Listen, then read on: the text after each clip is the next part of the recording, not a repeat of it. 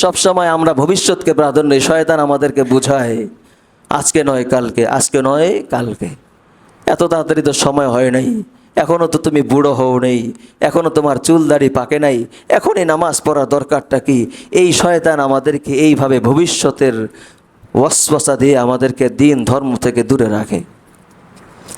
অথচ নবী আলাইহিস সালাতু ওয়াস সালাম পরিষ্কার ইরশাদ করেন, ইগতানিম খামসান ক্বাবলা খামসিন শাবাবাকা ক্বাবলা হারামিক ওয়া সিহাতাকা ক্বাবলা সুকমিক ওয়া গানাকা ক্বাবলা ফাকরিক ওয়া ফারাগা ক্বাবলা শুগলিক ওয়া হায়াতাকা ক্বাবলা মাউতিক। নবী আলাইহিস সালাতু ওয়াস সালাম ইরশাদ করেন, ও আমার উম্মতেরা, তোমরা পাঁচটা জিনিসের আগে পাঁচটা জিনিসের কদর করো। ইগতানিম খামসান ক্বাবলা খামসিন, এক নম্বর শাবাবাকা ক্বাবলা হারামিক, এক নম্বর তোমার যৌবনকে কাজে লাগাও তোমার বার্ধক্যে আসার পূর্বে, তোমার চুল দাড়ি সাদা হয়ে যাওয়ার পূর্বে, তোমার জীবনটা অচল হয়ে যাওয়ার পূর্বে তোমার এই যৌবন কালটাকে কাজে লাগাও। কারণ যৌবন কালের ইবাদত আল্লাহ পাক রব্বুল আলামিনের দরবারে কবুল হয়। হাদিসের মধ্যে নবী আলাইহিস সালাতু ওয়াস সালাম ইরশাদ করেন, একজন যুবক যদি যৌবন কালে তাহাজ্জুদে নামাজ পড়ে, ইশরাক পড়ে, আওয়াবিন পড়ে, চাষ পড়ে, একজন যুবক যদি কোরআনে কারীমের তেলাওয়াতের আমল করে, একজন যুবক থাকাকালীন যে আমলগুলো সে করবে, বার্ধক্যের কারণে সে আমলগুলো যদি করতে না পারে, তাহলে আল্লাহ পাক রব্বুল আলামিন ওই বার্ধক্যের কারণে ওই আমলগুলো করতে না পারার পরেও আল্লাহ সেই আমলের সবগুলো তাকে দান করবেন।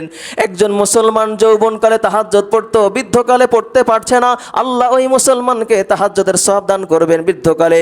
একজন মুসলমান যৌবনকালে পুরা কোরআন খতম করত, কিন্তু বার্ধক্যের কারণে চোখের দৃষ্টি হারিয়ে যাওয়ার কারণে পড়তে পারে না, আল্লাহ পাক রব্বুল আলামিন তাকে এই বৃদ্ধকালে কোরআন খতমের সওয়াব দান করবেন। এই জন্য নবী আলাইহিস সালাতু ওয়াস সালাম ইরশাদ করছেন, তোমরা যৌবনকে কাজে লাগাও বার্ধক্য আসার পূর্বে। দুই নম্বর ওয়াসিহাতা ক্বাবলা সাকামিক, তিন নম্বর তোমার সুস্থতাকে কাজে লাগাও তোমার অসুস্থ হয়ে যাওয়ার পূর্বে। ও মুসলমান দোস্ত, একজন মুসলমান আজকে সুস্থ, কালকে কিন্তু অসুস্থ হয়ে যেতে পারে কি পারে না? তাহলে একজন মুসলমান দোস্ত, আজকে আমি পরিপূর্ণ সুস্থ, কালকে আগামীকাল আমি অসুস্থ হয়ে যেতে পারি, বা অ্যাক্সিডেন্ট করে বা কিংবা অন্য কোনো পন্থায় অসুস্থ হয়ে পড়ে আমার হাতটা শেষ হয়ে যেতে পারে, পাটা অসুস্থ হয়ে যেতে পারে। আমার সুস্থ পা, যেই পায়ের মাধ্যমে দাঁড়িয়ে দাঁড়িয়ে নামাজ পড়তে পারছি, সেই পাটা না থাকতে পারে। এমন কোন দুর্ঘটনা ঘটতে পারে, দুর্ঘটনার কারণে আমার পাটা কেটে পর্যন্ত ফেলে দিতে হতে পারে। ও মুসলমান, তখন আফসোস হবে, হায় যখন পা ছিল তখন নামাজ পড়তে চাইছিলাম, কিন্তু তারপরও নামাজ পড়ি নাই, নামাজ অনেক সুযোগ ছিল তারপরও নামাজ পড়ি নাই, এখন আমার নামাজ পড়তে মনে চায় কিন্তু দাঁড়িয়ে নামাজ পড়তে পারছি না। এই জন্য নবী আলাইহিস সালাতু ওয়াস সালাম ইরশাদ করেন, ও আমার উম্মতেরা, তুমি যতদিন পর্যন্ত সুস্থ আছো ওই সুস্থতার সময়টুকু কদর করো অসুস্থ হয়ে যাওয়ার পূর্বে। তিন নম্বর, তোমার অবসরকে কাজে লাগাও তোমার ব্যস্ততা আসার পূর্বেও। ফারাগা ক্বাবলা শুগুলিক, আজকে আমি আপনি হয়তো অনেক সুযোগ আমার বিদ্যমান রয়েছে, চাইলে নামাজ পড়তে পারি, চাইলে দান সদকা খয়রাত করতে পারি, চাইলে তাহাজ্জুদ পড়তে পারি, চাইলে বিভিন্ন রকমের আমলের মধ্যে মশগুল হইতে পারি, কিন্তু এমন একটা সময় আমার আসবে যেই সময়টা চাইলে আমি সময় দিতে পারবো না। খালি যদি দিনের কথা বলা হয়, হুজুর সময় নেই, খালি বললে সময় নেই, এমন একটা ব্যস্ততার জিন্দেগির মধ্যে আমি পড়ে যাব, এই সময় নেই করতে করতে পরকালে ডাক চলে আসবে, এরপরও সময় হবে না। এই জন্য নবী আলাইহিস সালাতু ওয়াস সালাম ইরশাদ করেন, ও আমার উম্মতেরা, তোমার ফুরসত সময় তোমার অবসরটাকে কাজে লাগাও তোমার ব্যস্ততা চলে আসার পূর্বে। চার নম্বর হলো, তোমার মালটাকে কাজে লাগাও তোমার দারিদ্র আসার পূর্বে। আজকে তোমার পকেট ভরা পয়সা আছে, তোমার চাকরি আছে, তোমার ব্যবসা আছে, মাসে তোমার লক্ষ টাকা ইনকাম, এমন একটা সময় আসবে চাইলেই 2 টাকা দান করার মতো থাকবে না। সহায় সম্পত্তি সব কিছু দান করে দিয়ে সন্তানদেরকে বুঝে দেওয়ার কারণে নিজে এখন একদম নিরস্ত হয়ে যাবে, কোনো কিছু নাই, নিজের হাতে কোনো কিছু থাকবে না।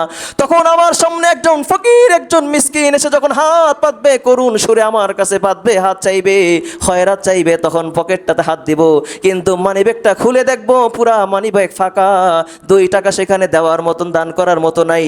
কিন্তু এমন একটা সময় গেছে যেই সময় আমার পকেটে হাজার হাজার টাকা ছিল, আছে কি নাই? এরকম হয় কি হয় না? এই জন্য নবী আলাইহিস সালাম বলেন, ও আমার উম্মতরা, তোমার যতদিন পর্যন্ত তোমার কাছে মাল আছে, মালটাকে তুমি কাজে লাগাও, আল্লাহর রাস্তায় দান করো, খয়রাত করো, সদকা করো।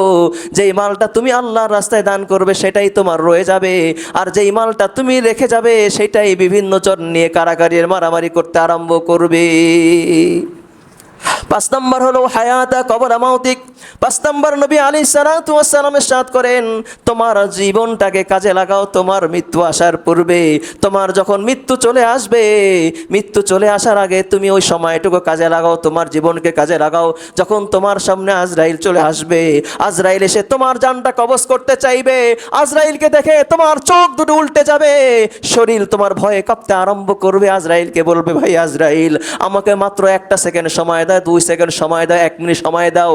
এই সময়টুকুর মধ্যে আমার সন্তানদেরকে কিছু ওসিয়ত করে যাই, আমার সন্তানদেরকে কিছু নসিহত করে যাই।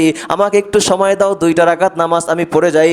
আমাকে একটু সময় দাও, আমার মালগুলো একটু আল্লাহর রাস্তায় দান করে যাই।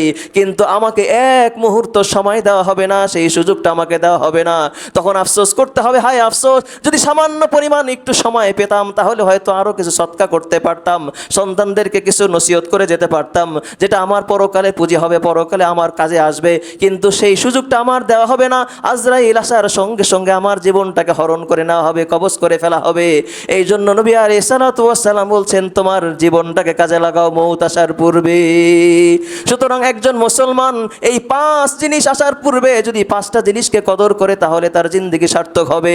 এই জন্য শয়তান বিভিন্ন সময় আমাদেরকে বুঝায়, আগামীকাল থেকে নামাজ আরম্ভ করো।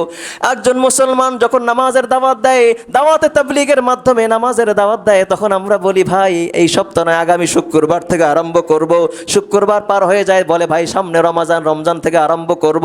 রমজান যখন পার হয়ে যায়, বলে সামনে লাইলাতুল কদরের রাত, গুরুত্বপূর্ণ ইবাদত বন্দেগীর রাত, সেদিন থেকে শুরু করব। এই ভবিষ্যতের কথা বলে বলে শয়তান তাকে ধোঁকা দিয়ে তাকে দিন থেকে দূরে সরিয়ে দিচ্ছে। এইভাবে 1 দিন 2 দিন করতে করতে এক সময় আমার মউত চলে আসবে, তখন আমার করার মতন কোনো কিছুই থাকবে না। তাই শয়তান আমাদেরকে এই ধোঁকা দিয়ে আমাদেরকে দিন থেকে আমাদেরকে দূরে সরায় রাখছে। এটা দিনের জন্য বড় বাধা। এই বাধাগুলো যদি আমি সরাইতে পারি তাহলে আমার ঠিকানা হবে জান্নাত। আমি আমলের মধ্যে জুড়তে পারবো, দিন ধর্ম কর্ম মানতে পারবো, আমার জিন্দেগিটা সার্থক হবে। মুহতারাম হাজিরিন, এই জন্য পরিষ্কার, আম্মা মান তাগা ওয়া সারাল হায়াতাদ দুনিয়া ফাইনাল জাহিমা হিয়াল মাওয়া। যে দিন ধর্ম কর্ম মানে না, ধর্মকে উপেক্ষা করে, ও যুবক, একবেলা নামাজ পড়ে, আরেক বেলা পড়ে না, আরেক বেলা ওটাকে কোনো কেয়ার করে না, এইভাবে উপেক্ষা করে সে দুনিয়ার জিন্দেগিকে বেশি প্রাধান্য দেয়। ছেলেকে প্রাধান্য দাও, তোমার বিবিকে প্রাধান্য দাও। আজকে আমার সন্তানের কাজকে কাজ মনে করি, সন্তানকে স্কুলে নেওয়াকে জরুরি মনে করি, স্কুল থেকে আনা জরুরি মনে করি, সন্তানের কোচিংকে জরুরি মনে করি, বাজার খরচ করাকে জরুরি মনে করি, সংসারে অন্য কাজকে জরুরি মনে করি, ঘন্টার পর ঘন্টা সংসারে সময় দেওয়াকে জরুরি মনে করি। কিন্তু যে আল্লাহ তোমাকে বানাইলো, যে আল্লাহ তোমাকে হায়াত দিল, যে আল্লাহ তোমাকে রিজিক দিয়ে সুস্থতার নিয়ামত দিয়ে তিলে তিলে বড় করলো, ওই আল্লাহর জন্য 24 ঘন্টায় 1টা ঘন্টা তুমি বের করে নামাজ পড়ার সময় হয় না। কবে তোমার সময় হবে? যখন মুয়াজ্জিন বলবে একটি শোক সংবাদ, অমুকের ছেলে অমুক আজকে দুনিয়া থেকে বিদায় নিয়েছে, তখন সময় হবে। এমন সময় হবে কেউ তোমাকে ডিস্টার্ব করবে না, কেউ তোমাকে বাজারের কথা বলবে না, কেউ তোমাকে চাকরির কথা বলবে না, কেউ তোমাকে খরচ আনার কথা বলবে না, বিভিন্ন বায়না তোমাকে ধরবে না, চিরজীবনের জন্য তোমাকে সুযোগ করে দিবে। কিন্তু ওই সুযোগে কোনো কাজে আসবে না, কোনো কাজে আসবে না। এই জন্য ওই সময়টা আসার আগে একটু ভাবি, চিন্তা করি, কি হবে এই জীবনের, কি হবে এই জীবনের। ওমাল হায়াতুদ দুনিয়া ইল্লা মাতাউল গুরুর। দুনিয়ার জীবন তো ধোঁকা, দুনিয়ার জীবন ধোঁকা ছাড়া আর কিছুই নয়। দুনিয়া তো বড় স্বার্থপর, দুনিয়া বড় স্বার্থপর। বিশ্বাস যদি তোমার না হয়, তুমি দুনিয়া থেকে 1 মাস দূরে সরে যাও, তুমি সংসার থেকে 1 মাস সরে যাও, হসপিটালের বেডে 1 মাস শুয়ে থাকো। আজকে যারা বলে আমার বাড়িতে বাজার করতে হয়, আজকে যারা বলে আমি ছাড়া ঘরে থাকার কেউ নেই, আল্লাহর কসম 1 মাসের জন্য সরে যায় গিয়ে দেখো, তোমার সংসারের কাজ সবই চলবে।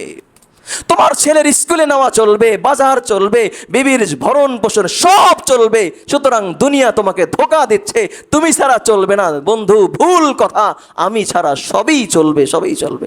বিশ্বাস না হয় 1 মাসের জন্য আপনি হারায় যান, 1 মাসের জন্য আপনি বিয়ে হয়ে যান, চলে যান কোথাও, দেখেন আপনার পরিবার চলে কি চলে না। আল্লাহ তাআলা আমাদের বুঝবার তৌফিক নসিব করুন, আমিন।